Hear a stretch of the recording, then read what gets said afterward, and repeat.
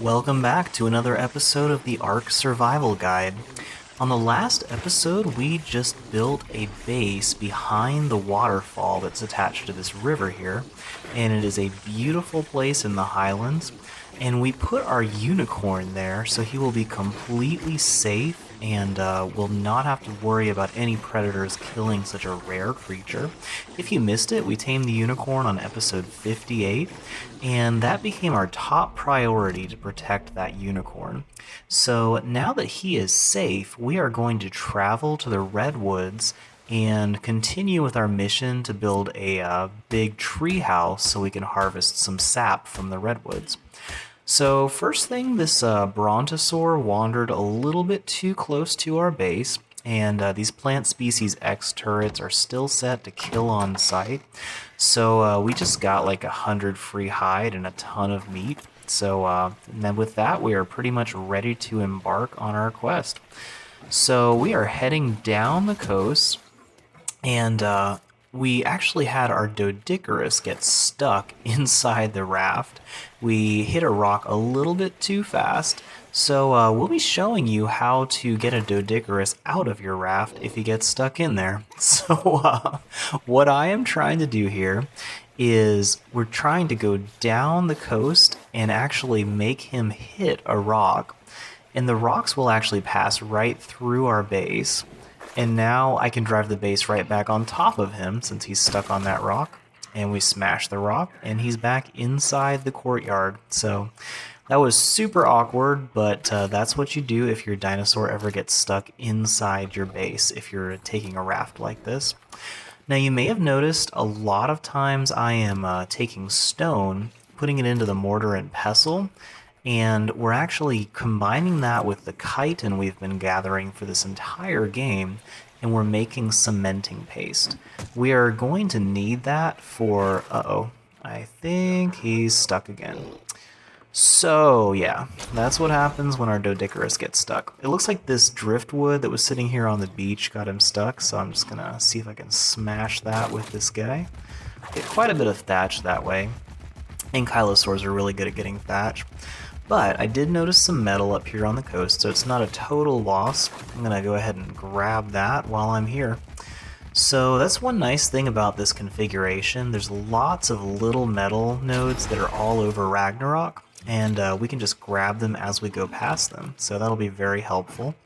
And since we have this big door here, I can just open it up and drop everything right off into the storage bins without even having to move. So it saves you a lot of trips hauling little bits of metal here and there.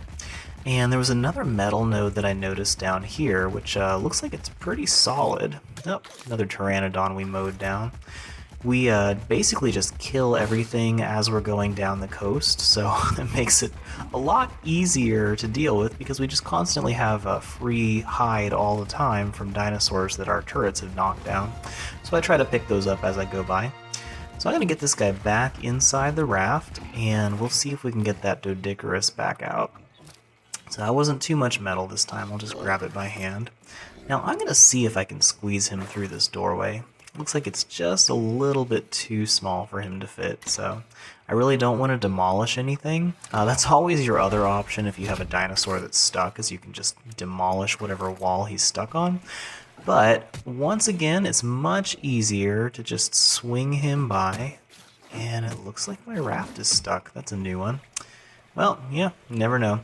It gets pretty glitchy when you're riding down the coast in a raft like this, but it is totally worth it. I mean, we just always have a fortress right here whenever we need it.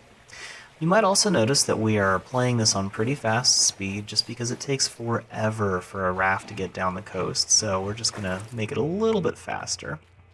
I forgot that Doedicurus was blocking the door there. So we didn't even have to get out here. I am just smashing this metal, and there we go. Kind of convenient, huh? So let's see if I can line this guy up with a wall here, and we're just going to get a lot of rocks in the way. And let's see if I can smash this stuff with the Ankylosaur without getting out too. So these rocks, if they hit my other dinos, the other dinos are also going to get stuck inside the raft. So we're going to try to do this real carefully, see if I can knock off the Doedicurus without knocking off the Pteranodon. Perfect. So, yeah, when you are cruising down the coast as much as I have, you start getting used to these kind of little maneuvers you have to do. So, yeah, we'll grab some rock while we're here. It still amazes me that a little boulder like that can get 80 stone. And the Doedicurus once again swims faster than it walks, but I don't want to mess with those manta rays that are sitting around there. So you'll notice I'm getting huge amounts of stone even from these little tiny boulders here. I mean, that's 250 stone in just a couple seconds. But, that Diplodocus over there, they can sometimes be aggressive if they get close enough to you. But he's running kind of funny. Last time I saw a big dino run like that, there was a T-Rex chasing him. So I want to get this guy inside as fast as I possibly can. And he was pretty overweight from all this stone I just grabbed, so quickly regretting that.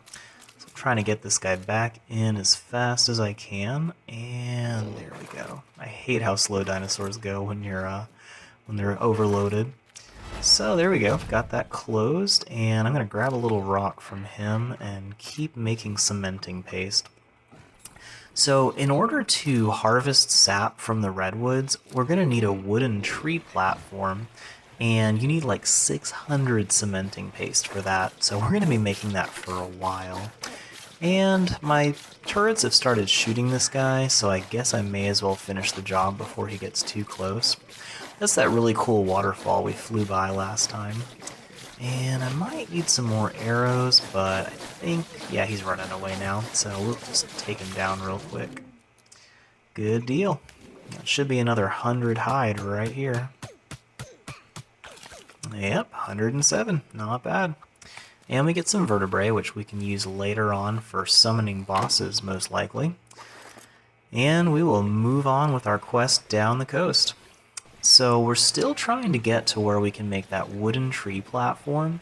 They are really cool. You basically can make a huge hexagonal tree platform and then build bases on top of that. So, and that actually goes right in the top of a redwood tree. It's really cool. So if you've ever seen, you know, the Return of the Jedi, you've probably seen a lot of clips on, you know, the whole planet is like the redwood forests in California. And the redwoods here are inspired by that, so it looks a lot like Endor when you're building tree bases up here. So it's pretty cool stuff. It's a lot of fun to make a tree base, and it's really safe as long as you don't get attacked by a Thycoleo, which is like a big tiger that climbs the trees. So I usually make my bases on the edge of the forest because if you don't, you might run into those guys and they might kill you.